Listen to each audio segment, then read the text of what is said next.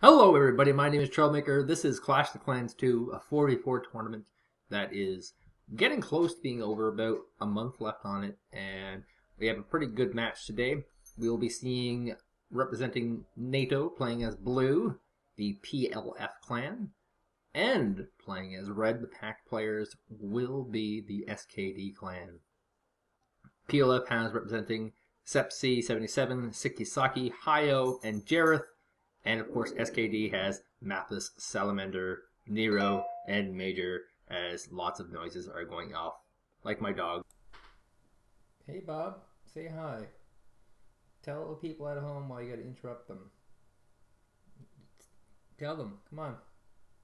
Don't give me the silent treatment, you tell them. Tell them. Doug? You keep him in line. You keep him in line, Doug. You're a bad boy, Bob. Bad boy. And my cell phone, which is now on mute, I promise.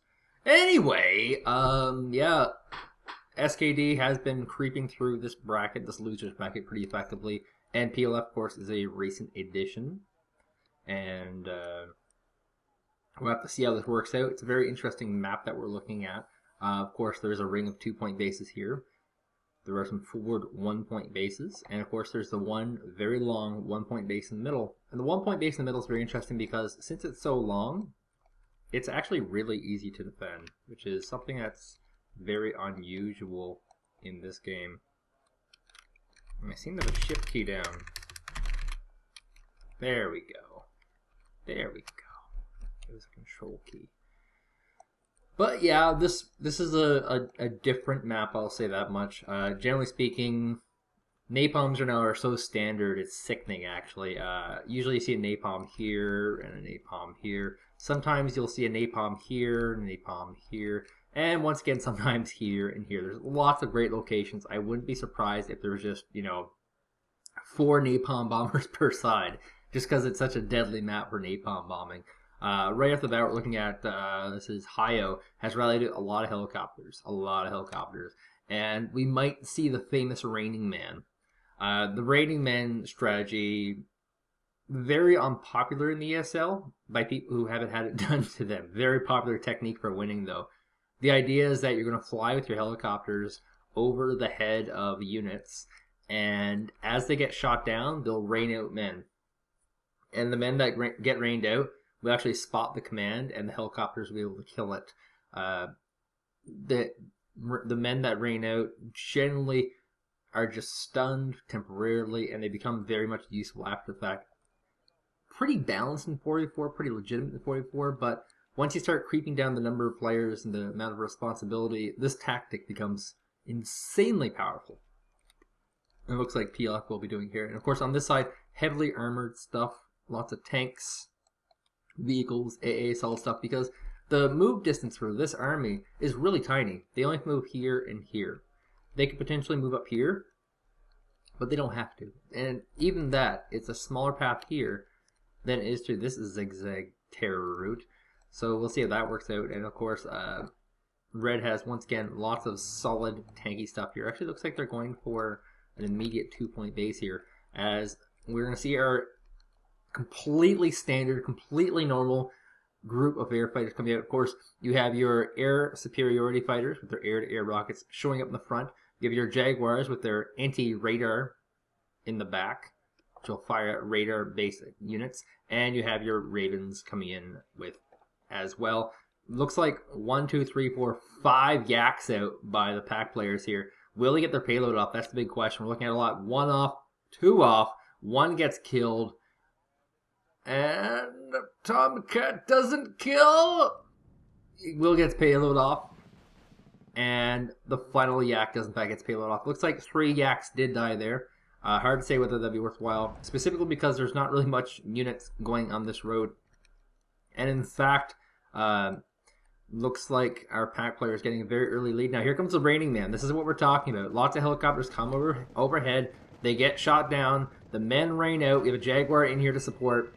And now he just needs to spot this command, which he has apparently spotted but doesn't see right now. He's got a call for attack. And the Raining Men are coming out. These Kustjagers will be on the floor. I assume there's some sort of modified version, and all the infantry, the helicopters are back in the air fighting, and this has been an absolute brutal engagement. Hayo just absolutely decimating the majority of the forward army. Looks like most of the stuff is pulling back. There's no AA to be seen. The Tunguskas are all back here, and they're completely empty on their rockets. So this will do some pretty early damage, as there is a commando here being deployed on this base. It means he'll be able to rally in from here relatively soon. Whether this will work in the long term is hard to say.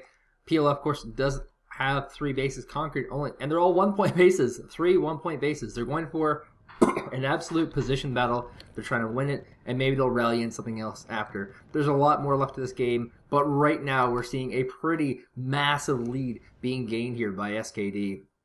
These infantry in these woods are going to completely ream these tanks. All of them have the good old-fashioned Carl Gustav rocket launchers. Got 1 tank down. Will they get the second? Yes, they do. And the BMPT is the final hurrah, the last crusade of this, and might do it.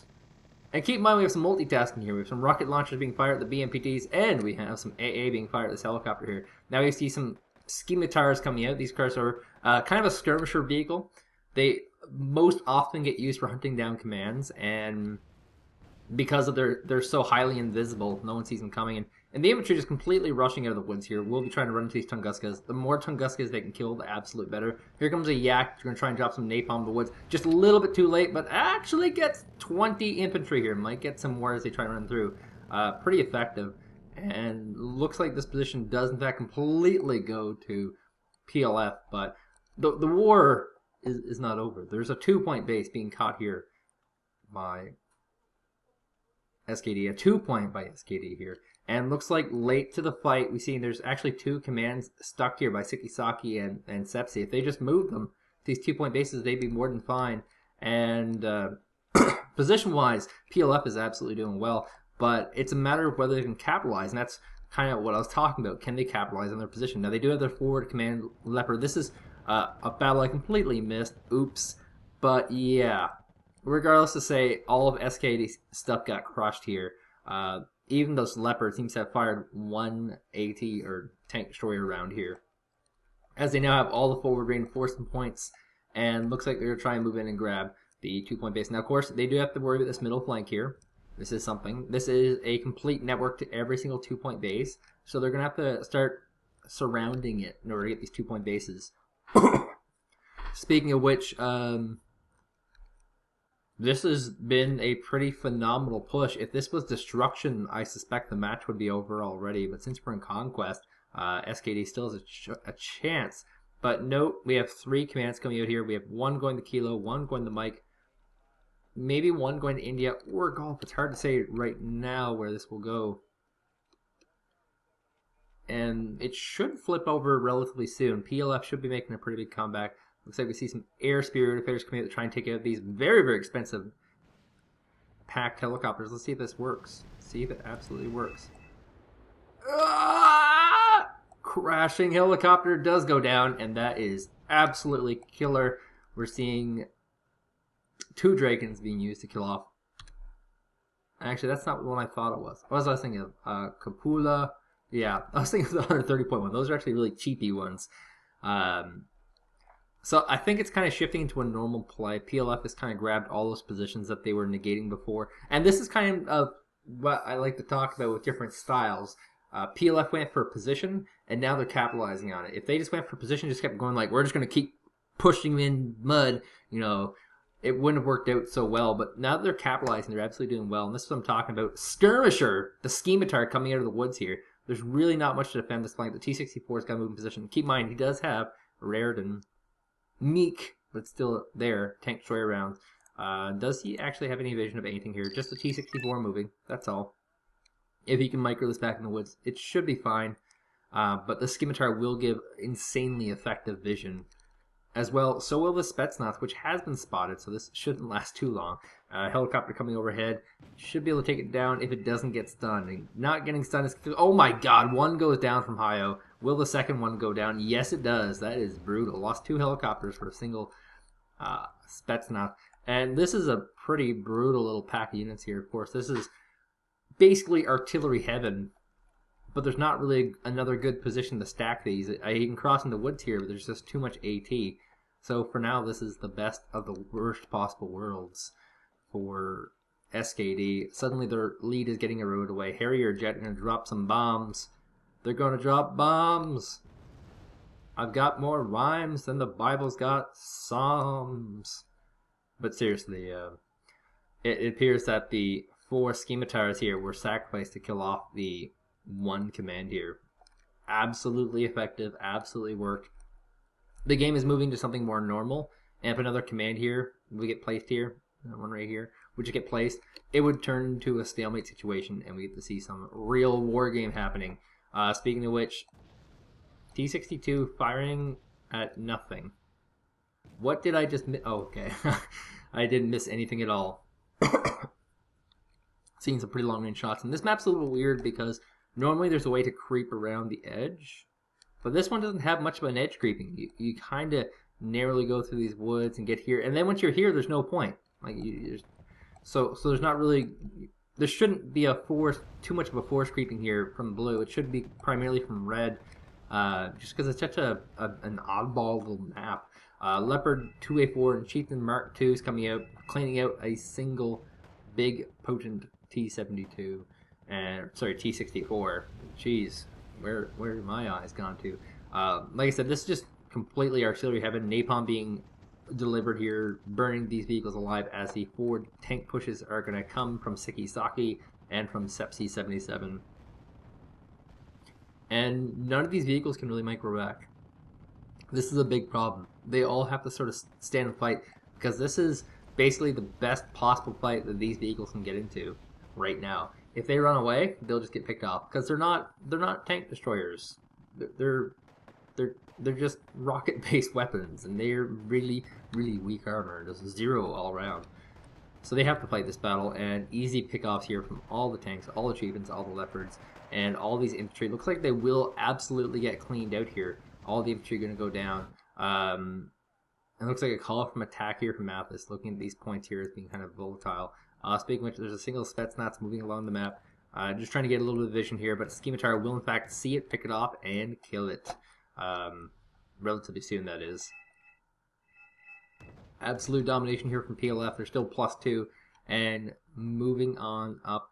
They're also taking position, which is pretty key right now. Looks like we see a Phantom coming up for a little bit of air support. Will it hit a good marker? That's a good question.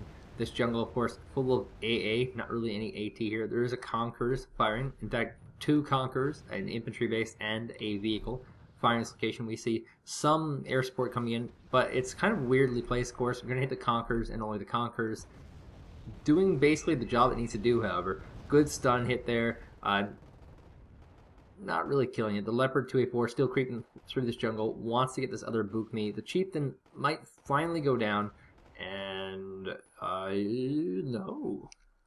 4 hit points left, and the Conquerors are completely out of ammunition. This stuff's brutal. This Leopard's moving back because he's running out of tank destroyer rounds. But realistically, the only thing here is a Bukmi, which sounds kind of dirty, but it's not. And of course, there's nothing here. This is the big kind of enigma of being in the dark. And we look at blue, they just don't know it's here. And red, they know what's going on. It's like, oh god, run. Like, these Tunguskas are pulling back, the Uragan's pulling back, and this single Mark II actually could do a lot of damage as long as he can beat the tanks to the chase. And actually, no, deciding to take position in the woods and not go for the move fast command. Is that what we're seeing here? Yes, it is. Actually, it's going to creep through the woods and just not really taking advantage of this. Now, keep in mind, the Chieftain Mark II is a cheap tank. It's 35 points. This is absolutely one of these vehicles you can sacrifice to get the positions. And here's a Conqueror hitting some side armor shots here. Could actually wipe this out in one shot. Yes, it does. Speaking of +4 domination right now, all the 2-point bases have been taken by PLF. We're seeing one missing 2-point base here by SKD. And this is getting to be pretty brutal right now. There will be, this kind of strategy is absolutely going to happen. Just relentless air force. Both players will try and weaken down the other guy by using both air superiority, anti-air, anti-tank, and napalm vehicles, and I guess cluster bombs wherever they can. And they'll do this until they weaken them down sufficiently, and then eventually they'll push. The goal here, of course, is to actually get a pretty brutal amount of AA from the enemy. Did that crash landing just seem impossible? I think it did. But it's cool that the relic is still here. And I guess this is a helicopter from a previous engagement from the Raining Man incident, just sitting here. Kind of an Air Force graveyard, isn't it? By the way, it's Vulcans against KA-29-8s with support from Tunguskas against Heavy Hogs. Looks like the pack will overwhelmingly win that encounter. Absolutely, the Tunguska, of course, a far superior AA unit. But there is a Scimitar, a single, very weakened Scimitar moving up, who will probably die right now. And yes, absolutely died. In fact, was almost out of fuel and blew up in a big explosion anyway. Thunderbolt from the distance picking off that vehicle and will likely escape. Yes, it does. Evac has been ordered. Oh my god, Tomcat versus MiG-31. Miss and a hit. Oh my god, the Drakens are coming in for the follow-up. Will they get the kill? Evac was ordered. Will they get it? They do. The kill is in fact done before the vehicle enters the stratosphere, and it will be crashing where? Off the map? Will it crash off the map? It crashed off the map, people, into outer space, into this void here where there's nothing at all. Absolutely brutal. Yeah, get some napalm off on a lot of infantry, actually. That's a ridiculous amount. The yak is cleaned up, and it's starting to look like the number of yaks that SKD can actually deploy is very much going down in number. These infantry were deployed entirely to clean up these conquerors, and they will be continuing to march forward through his napalm. Keep in mind, he can lose like 30 of these infantry at this point. As long as he can get forward and clear these conquerors, he'll be fine. I don't know how 10v10 goes. I'm pretty sure it favors the conquerors, but it's not straight 10v10. I think these will just all die. That's absolutely brutal. I mean, what's more brutal than watching a bunch of grown men burn in a fire and then finally get out and then get gunned down by a bunch of AT? That's absolutely brutal. God, that sucks. Look at this guy. How do you see this guy? But anyway, there's only one rifleman left, and he's in trouble. Looks like some infantry tried to do some sneaky Jake stuff here with some Raining Men once again. Looks like Motostrelakis should be enough to take this out. 40 Motostrelakis versus 31 Kust Yajari.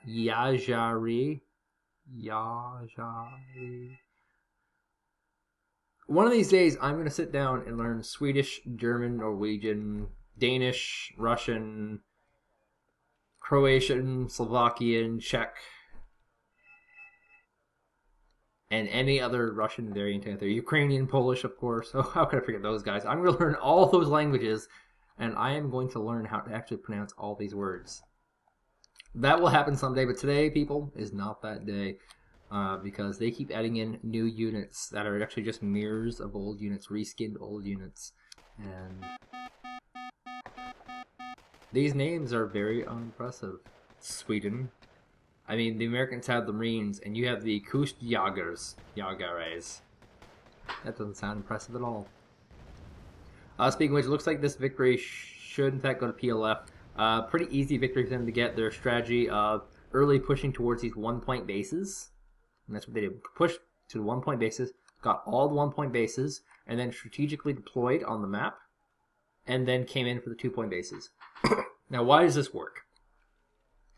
The reason why this works is because Conquest has fixed income. And because Conquest has fixed income, it also inherently means that it will have fixed costs. So you're both getting out the exact same number of units. However, if one person has faster rallying than the other, say PLF, they're able to get more of their units to the front line faster, which in turn means they'll have more units in each engagement. It absolutely works. They capitalized on it afterwards, absolutely grabbing on the 2-point bases. Still haven't grabbed this 1-point base, which is kind of a shocker, but could potentially be because of these conquers. And speaking of which, here comes a Centurion tank, a good old-fashioned Danish command vehicle. I find that concept kind of crazy. Like, a bunch of commanders get inside of a tank and say, like, okay, this is our base of operations, people. We have nuclear submarines. We have freaking aircraft carriers. We're going to be inside of these tanks. I guess it could happen. It's probably realistic somewhere. I mean, the Taliban ran their army from a cave in Afghanistan, so a tank might be a big one-up for them. But yes, the Centurion will come in. Will draw the dagger in their opponents. There's not as much of a bleeding happening as before. They did grab this Delta base, but just not really in time. Unfortunately, SKD really got beaten with a very powerful early move. And unfortunately, they just never recovered. I think a pretty typical way of people thinking about this map and other maps is like, you know, oh, you know, he captured this base and this base. Well, we should, you know, fortify against their strong points so our strong points don't fall apart, as opposed to what would seem to be a more commonsensical approach of fortifying against their strong points, but actually pushing into their weak points and staging yourself to attack weak points, which would draw more of their forces away from their strong points and make the engagement a little fairer. Right now it's ooh, bulk versus bulk, in which one opponent has a much closer rallying point and will evidently always have the advantage on every engagement. Even some of these positions are pretty terrible, and I mean that in like the nicest way possible. The tanks are not all in a good position to fire immediately. We see some rise patterns are going to move in here and try and clean up what they can, but the match ends just in time. My name is Troublemaker. This was from the Losers Bracket, as I said. That ends a week of Wargame broadcasting. I'll be back on Monday with more Wargame. Thank you guys for watching, and I'll see you guys next week.